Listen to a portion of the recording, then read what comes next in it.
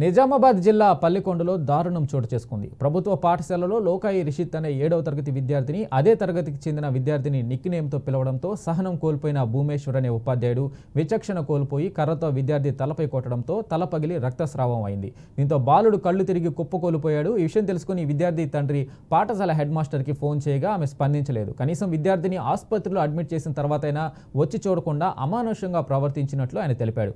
ఉపాధ్యాయుడు ప్రధాన ఉపాధ్యాయురాయలపై చట్టపరమైన చర్యలు తీసుకోవాలని బాధితుడి తండ్రి డిమాండ్ చేశాడు. నా దగ్గర పడ్డది బుక్ ఆయన సార్ వచ్చి ఇద్దరిని చంపిండు, నెత్తిని చంపిండు.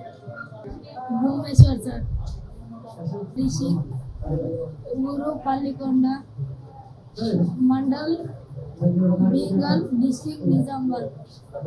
అడు బుక్ వాడొచ్చిండు మా దోస్తు, ఆయనతో నా దగ్గర పడ్డది. సార్ చెప్తుంది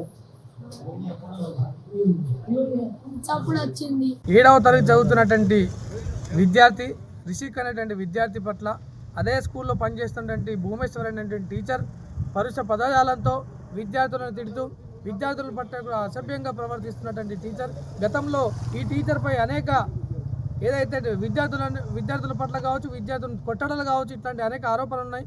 గతంలో కూడా జరిగినటువంటి సందర్భాలు ఉన్నాయి. ఈ టీచర్ని కూడా అక్కడ ఉన్నటువంటి స్థానిక టీచర్లు కూడా అండదండలతోనే ఈ విధంగా జరుగుతున్న విషయం అయితే మాకు స్పష్టంగా అర్థమవుతుంది. ఇక్కడ ఉన్నటువంటి పల్లికొండలో ఉన్నటువంటి హెచ్ఎం టీచర్ కూడా ఆమె పర్యవేక్షణ లోపం కారణంగా ఈరోజు ఇట్లాంటి ఘటనలు జరుగుతున్నాయి. అసలు ఆ మేడంకి ఈ సబ్జెక్ట్ సంబంధించిన ఈ ఘటన జరిగినటువంటి సంబంధించి కూడా ఏమాత్రం కూడా ఆమెకు పూర్తిగా అవగాహన లేని విధంగా ఆమె మాట్లాడుతుంది. తనకి ఏం సంబంధం లేని విధంగా మాట్లాడుతుంది. అదేవిధంగా ఈ టీచరు 7వ తరగతి చదువుతున్నటువంటి విద్యార్థి పట్ల అరే ఒరే అన్నటువంటి పద్ధతిలో అక్కడ ఉన్నటువంటి విద్యార్థులతో మాట్లాడడం జరిగింది.